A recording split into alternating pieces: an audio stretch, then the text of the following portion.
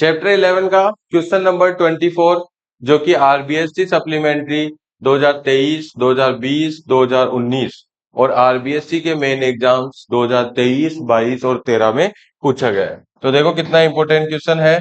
क्या है question? R1, R2 and R3 resistors are joined in series combination.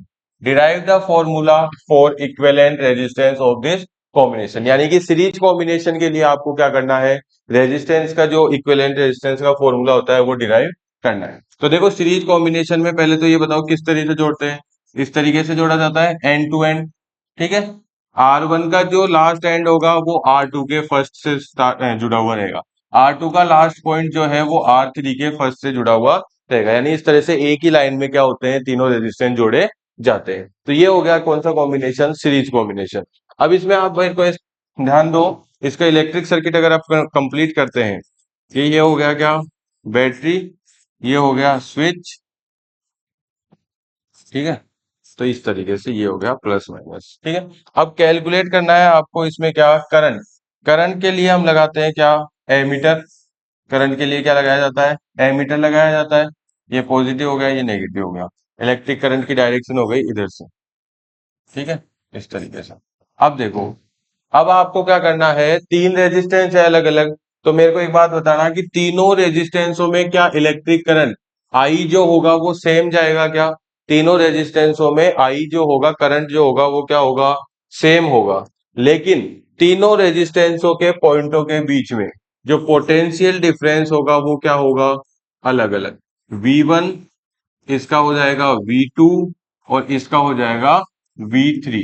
तो इस तरीके से क्या हो जाएंगे? तीनों के रेजिस्टेंस अलग अलग है, तो तीनों के पॉइंटों के बीच का पोटेंशियल डिफरेंस भी क्या हो जाएगा? अलग अलग हो जाएगा भाई, ठीक है। लेकिन जो इलेक्ट्रिक करंट आई है वो क्या रहेगा? तीनों में सेम। बस आपको यही चीज ध्यान रखनी है कि जो सीरीज कॉम्बिनेशन होता है उसमें आई तो होता है सेम और वी होता है अलग अलग, ठीक है। अब वी अगर अलग अलग है तो टोटल वी कितना हो जाएगा भाई? Total potential difference. क्या लिखोगे आप यहाँ पे? टोटल पोटेंशियल डिफरेंस, ठीक है। टोटल पोटेंशियल डिफरेंस यानी कि V हो जाएगा क्या? V1 plus V2 plus V3। क्या हो जाएगा? V1 plus V2 plus V3, ठीक है। इसको हम दे देते हैं क्या? Equation number first. इसको क्या दे देते हैं? Equation number first. अब हम बात करते हैं बाई ओम्स लो। ओम्स लो के हिसाब से V की वैल्यू किसके बराबर होती है भाई? ओम्स लो के हिसाब से V की वैल्यू होती है आई आर के बराबर। V इज इक्वल टू किसके होता है? आई आर के बराबर। यही होता है ओम्स लो, ठीक है। ओम्स लो क्या होता है? V proportional to I.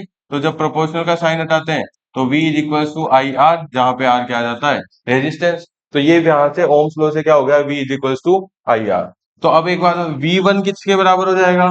V1 किसके बराबर? आई तो सेम है ही, R1 अलग अलग है, तो IR1, ठीक है। V1 किसके बराबर हो जाएगा? IR1 के, ठीक है।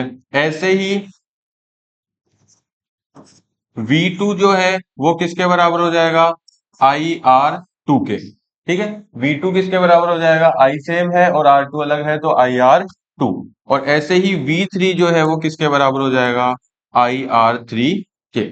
तो अब इन चारों की वैल्यूज, ठीक है, V, V1, V2 और V3 की वैल्यूज हम कहाँ रखेंगे? इक्वेशन फर्स्ट में रखेंगे, ठीक है। तो यहां लिखेंगे आप क्या?